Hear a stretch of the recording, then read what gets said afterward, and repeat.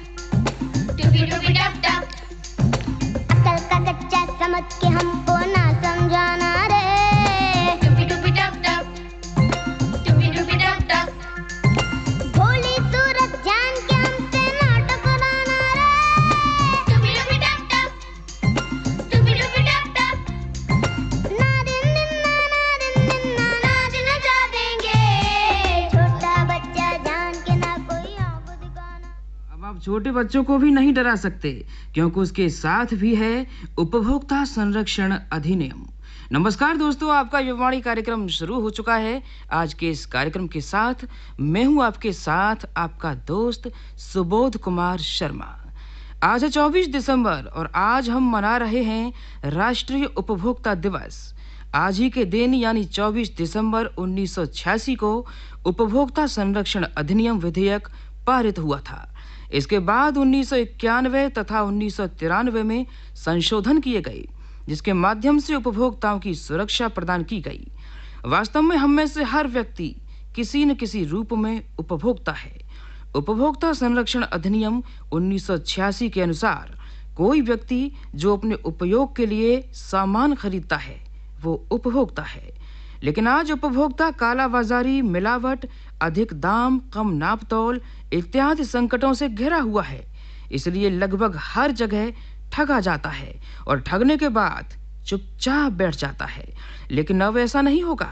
अब उपभोक्ता इसके खिलाफ आवाज उठा सकता है।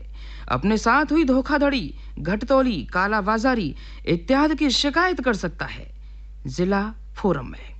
और शिकायत के लिए किसी वकील इत्यादि की आवश्यकता नहीं है। खुद ही किसी सादे कागज पर शिकायत लिखकर जिला फोरम में जा सकता है, जिसके लिए नाम मात्र का न्यायालय शुल्क लिया जाता है। जब हमारी सरकार ने हमें इतनी सुरक्षा प्रदान कर रखी है तो हम क्यों इतना कष्ट झेलें? समय आ गया है कि हम खुद अपने अधिकारों के प्रति जागरूक हों तथा दूसरों को भी जागरूक बनाएं। बस अकल का कच्चा समझ के हमको ना समझाना रे।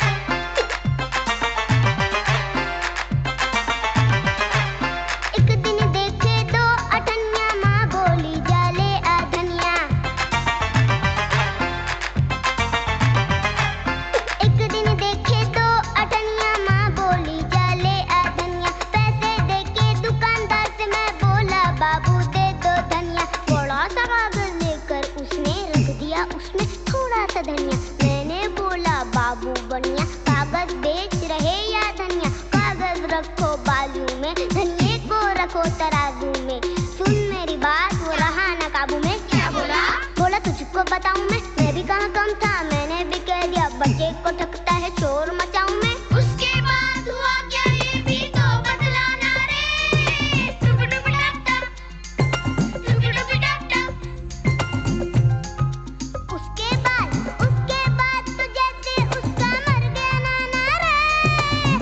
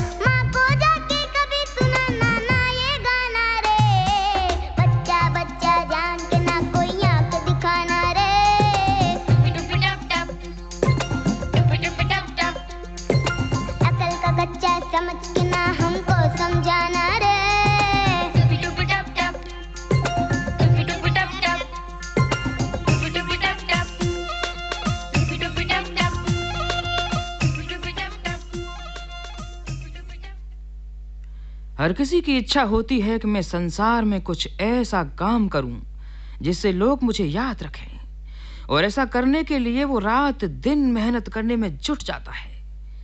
लेकिन इतना करने पर भी यदि वो सफलता प्राप्त नहीं करता तो फिर उदास होकर बैठ जाता है। लेकिन जैसे ही उसके किसी बड़े बुजुर्ग को पता चलता है तो वो उसे उसकी कमियों के साथ उचित सलाह, कभी भी हिम्मत नहीं हारने के लिए प्रेरित करते हैं। तो अगले ही पल वो व्यक्ति एक नए जोश, जुनून और उत्साह के साथ मैदान में फिर से कूद पड़ता है। तो अगले कुछ समय में वो सफलता को प्राप्त करके ही लौटता है।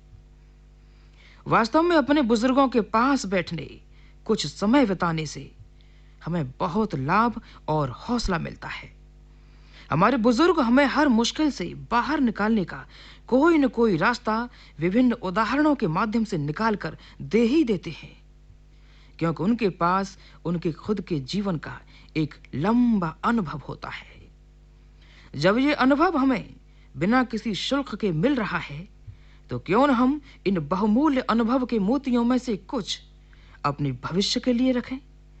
तो आइए हम अपने बुजुर्ग, माता, पिता इत्यादि के साथ कुछ पल अवश्य बिताएं। वैसे हर किसी की इच्छा होती है कि मैं भगवान के दर्शन करूं। कहां है ये भगवान? कौन है ये भगवान? नहीं पता? चलो फिर मैं तुम्हें बता देता हूं।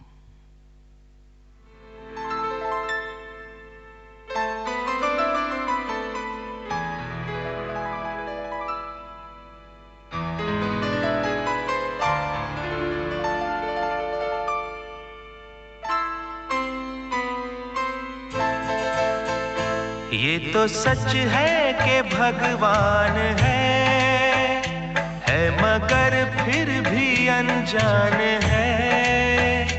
ये तो सच है कि भगवान है मगर फिर भी अनजान है। धरती पे रूप माँ बाप का उस विधाता की पहचान है। ये तो सच है कि भगवान है।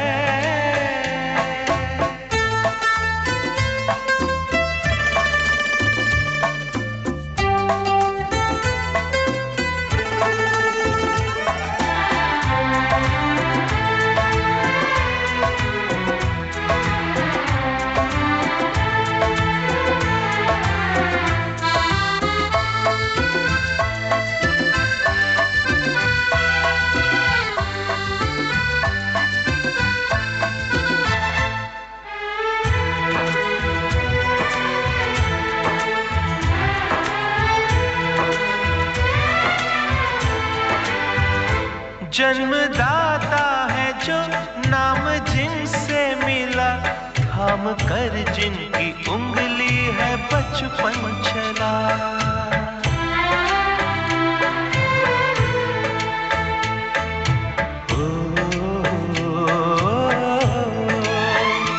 कांधे पर बैठ के जिनके देखा जहां, ज्ञान जिनसे मिला क्या बुरा क्या भला। इतने उपकार है क्या कहें, ये बताना ना आसान है। धरती पे रूप माँ बाप का उस विधाता की पहचान है। ये तो सच है कि भगवान है।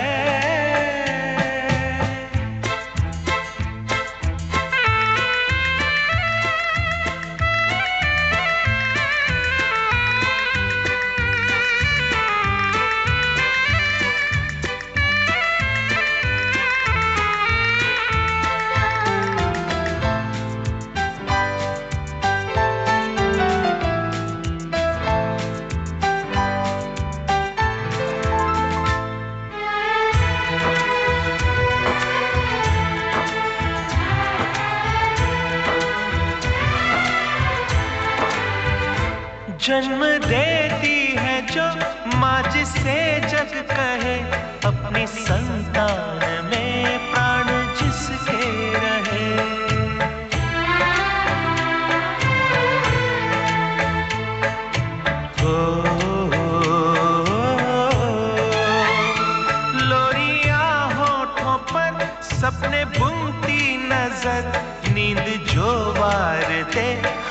के हर दुख सहे। ममता के रूप में है प्रभु, आपसे पाया वरदान है।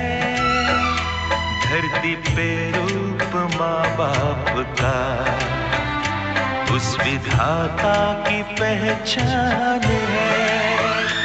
ये तो सच है कि भगवान है।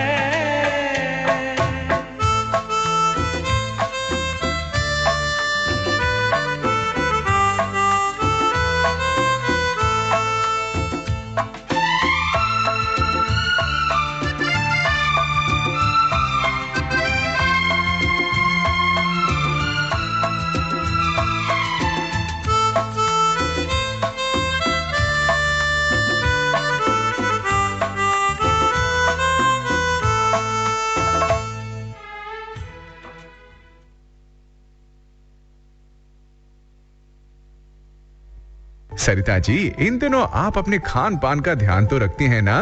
अरे ये क्या, भोजन में साधारण नमक? आयोडीन युक्त नमक का इस्तेमाल करें। आपके शरीर में आयोडीन की कमी से आपका शिशु शारीरिक और मानसिक रूप से कमजोर हो सकता है। आयोडीन नमक इन सारी परेशानियों से आपको बचा सकता है। ये नमक बाजार में आसानी से उपलब्ध है। बच्चों को हंसता खेलता बचपन दें, अपनी संतान का भविष्य संवारें।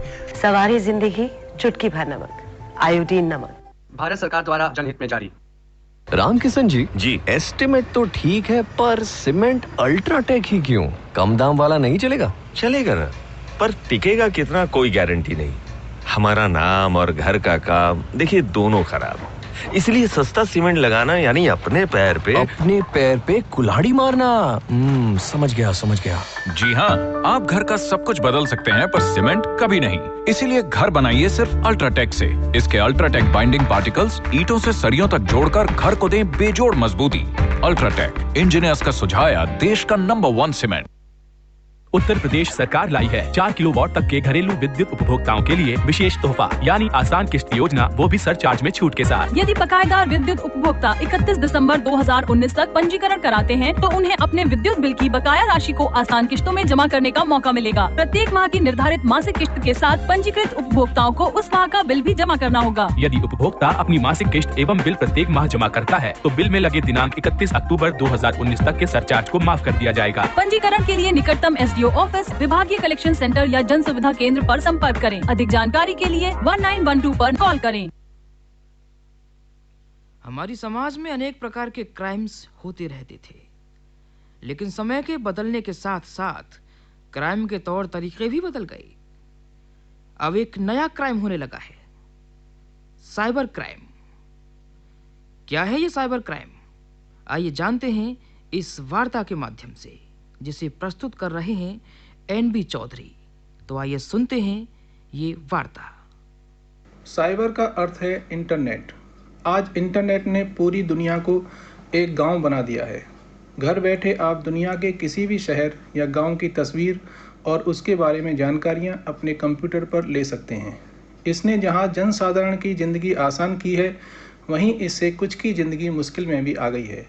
इस माध्यम का अब दुरुपयोग होने लगा है। पृथ्वी, जल और आकाश तीनों क्षेत्रों में अपराधों का विस्तार हुआ है। साइबर अपराधियों की पहुंच सभी स्थानों पर है। सरकार कोई कानून बनाती है, उससे पहले उसका तोड़ निकाल लिया जाता है। कीबोर्ड पर बैठा व्यक्ति हाथ में एक माउस लेकर जितना नुकसान पहुंचा सकता है, उतना बम और तोप भी नहीं पहुंचा सकते। साइबर क्राइम क्या है? आज मानव जीवन कंप्यूटर से जुड़ा हुआ है। इसके द्वारा क्या क्या अपराध हो सकते हैं, इसे जानना प्रत्येक व्यक्ति के लिए आवश्यक है। कोई भी आपराधिक कृत्य जो कंप्यूटर अथवा संचार साधनों से जुड़ा है, साइबर क्राइम की श्रेणी में आता है। उदाहरण के लिए, कंप्यूटर के माध्यम से वित्तीय धोखाधड़ी, पहचान की चोरी, हैकिंग यानी किसी और के कंप्यूटर डाटा पर कब्जा कर लेना, अश्लील संदेश संप्रेषण, टेलीफोन तकनीक का दुरुपयोग, राष्ट्र विरोधी गतिविधियां, वायरस का फैलाव, कंपनी नीति के विरुद्ध गतिविधि, कंप्यूटर नेटवर्क पर आक्रमण, पोर्नोग्राफी को प्रोत्साहन, आंतरिक और गुप्त सूचनाओं की चोरी, बौद्धिक संपदा की चोरी आदि गतिविधियां व कार्यकलाप साइबर अपराध की श्रेणी में आते हैं। साइबर अपराधों को हम 4 श्रेणी में विभक्त कर सकते हैं। कंप्यूटर नेटवर्क से संबंधित अपराध। नंबर 2 वित्तीय धोखाधड़ी। नंबर 3 बौद्धिक संपदा से संबंधित अपराध। नंबर 4 गैर साइबर अपराधों को विस्तारित करने में कंप्यूटर का दुरुपयोग। कंप्यूटर नेटवर्क से संबंधित अपराध की श्रेणी में मुख्य रूप से हैकिंग, ईमेल के माध्यम से धमकी देना, अज्ञात ईमेल भेजना, मोबाइल फ़ोन पर अश्लील संदेश देना, वायरस आदि शामिल हैं। वित्तीय धोखाधड़ी की श्रेणी में डिजिटल डाटा से खिलवाड़, वित्तीय संस्थाओं के डाटा को गलत ढंग से प्राप्त करना आदि आते हैं। बौद्धिक संपदा की चोरी में पेटेंट प्रोडक्ट की चोरी, सॉफ्टवेयर पायरेसी, म्यूजिक पायरेसी आदि शामिल हैं। गैर साइबर अपराधों में कंप्यूटर का उपयोग। इस श्रेणी में वैसे अपराध आते हैं जो मुख्य रूप से पोर्नोग्राफी से संबंधित हैं। इसमें कंप्यूटर के माध्यम से राष्ट्र विरोधी व समाज विरोधी कार्यकलाप भी शामिल हैं। इसके अलावा साइबर क्राइम से संबंधित कुछ अन्य गतिविधियां भी होती हैं, जैसे साइबर स्टॉकिंग। इसका मतलब इंटरनेट पर किसी व्यक्ति का पीछा करना और उसके बुलेटिन बोर्ड पर संदेश भेजना और उसके चैट रूम में घुस जाना है। ईमेल बॉम्बिंग, किसी व्यक्ति के ईमेल एड्रेस पर इतनी ज़्यादा मेल भेजना कि उसका अकाउंट ही ठप हो जाए। डाटा डिटेलिंग, इस हमले में कंप्यूटर के कच्चे डाटा को प्रोसेस होने से पहले ही बदल दिया जाता है। जैसे ही प्रोसेस पूर्ण होता है, डाटा फिर से मूल रूप में आ जाता है। लॉजिक बम, यह स्वतंत्र प्रोग्राम होता है। इसमें प्रोग्राम इस तरह से बनाया जाता है कि यह तभी एक्टिवेट हो जब कोई विशेष तारीख या घटना आए। बाकी समय में ये प्रोग्राम सुप्त पड़े रहते हैं। ट्रोजन हॉर्स, यह एक अनधिकृत प्रोग्राम है जो अंदर से ऐसे काम करता है जैसे यह अधिकृत प्रोग्राम हो। मोबाइल और टेलीफोन के माध्यम से जो वायरस या गलत संदेश प्रसारित किए जाते हैं वे भी साइबर क्राइम की श्रेणी में आते हैं। सुरक्षा सिस्टम को भेदने वाले हैकर्स और वायरस ही इसके दुश्मन नहीं हैं। अब मॉर्फिंग, धड़ पर किसी और का सिर लगाकर फोटो बनाना। पोर्नोग्राफी, अश्लील फिल्में, पेडोफाइल यानी बाल यौन शोषण, सेक्स रैकेट से लेकर लिंग निर्धारण के टेस्ट भी इसके जरिए होने लगे हैं। कई बार अपराध ऐसे होते हैं कि उनका स्रोत विदेशी जमीन होती है। वहाँ न तो पुलिस पहुँच पाती है और न ही सरकार कुछ कर सकती है। साइबर क्राइम को रोकने के क्या उपाय हैं? साइबर अपराधियों को पकड़ने और दंडित करने की प्रक्रिया तेजी से विकसित हो रही है। सभी देशों में कानून बनाए गए हैं। भारत में इंफॉर्मेशन टेक्नोलॉजी एक्ट 2000 की विभिन्न धाराओं के तहत साइबर अपराधियों के विरुद्ध कार्रवाई की जाती है।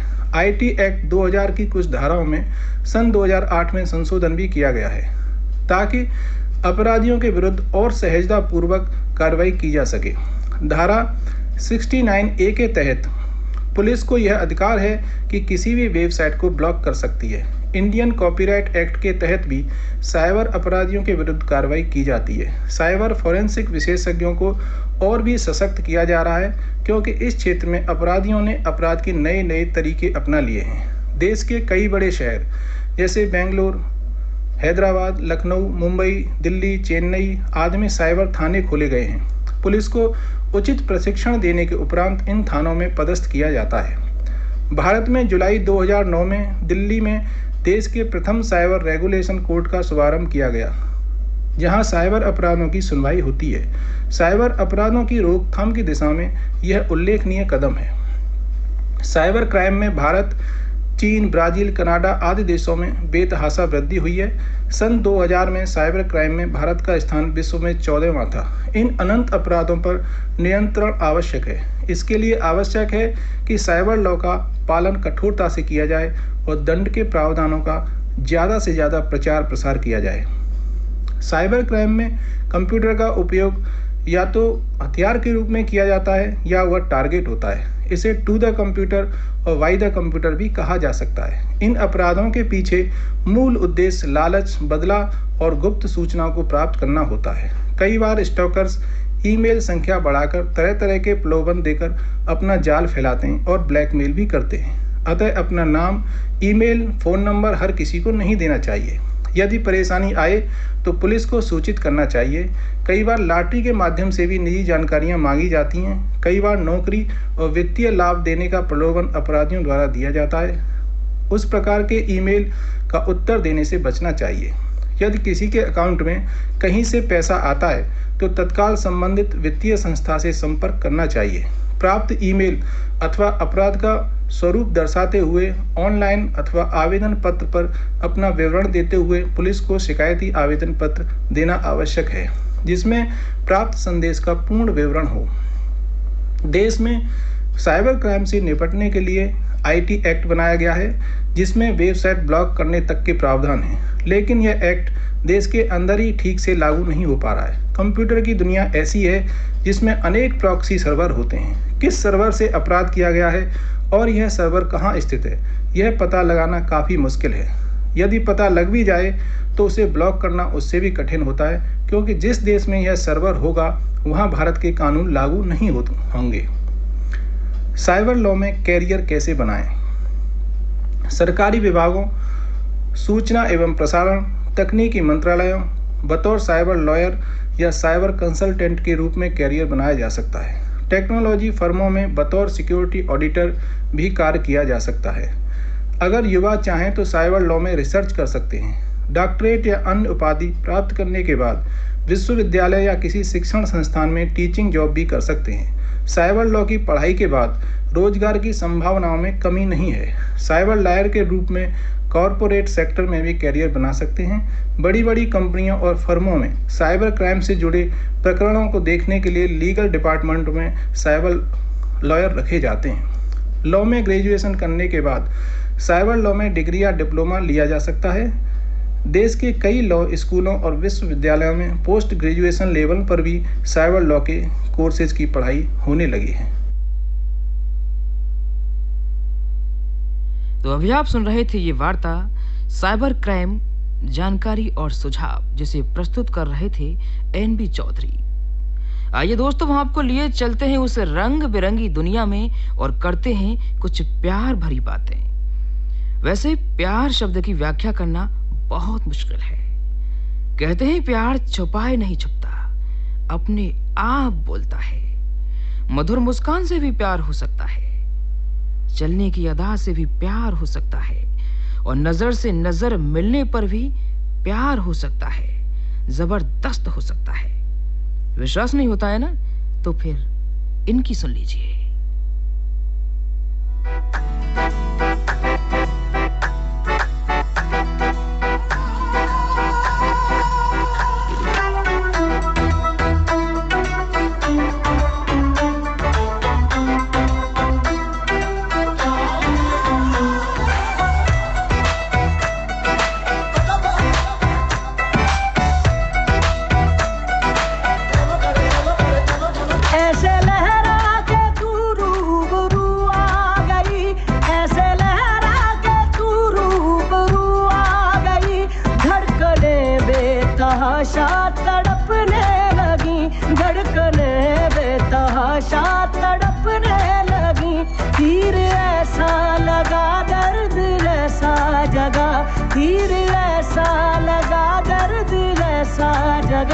चोट दिल पे वो खाई, मजा आ गया मेरे रश के कमर,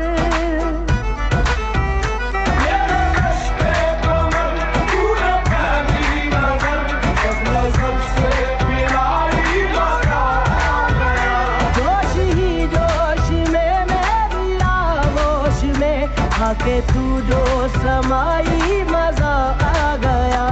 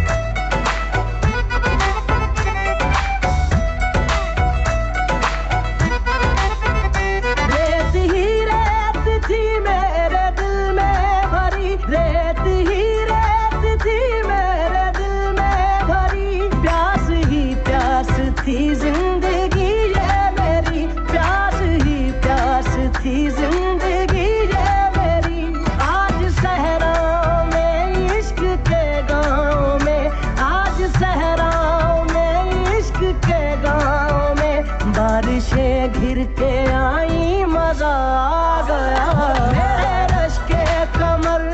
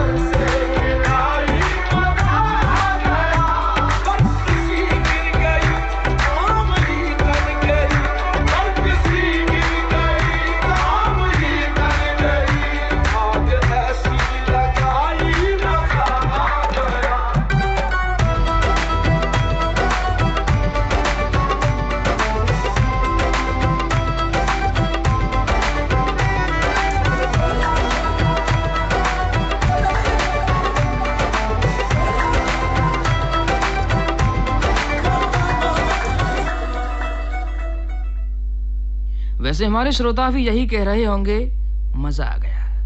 लेकिन क्या करें, वक्त के साथ हम सभी बंधे हुए हैं। आज के लिए बस इतना ही। कल फिर हाजिर होंगे नई बात और नए गीतों के साथ। तो दीजिए इजाजत सुबोध कुमार शर्मा को। नमस्कार।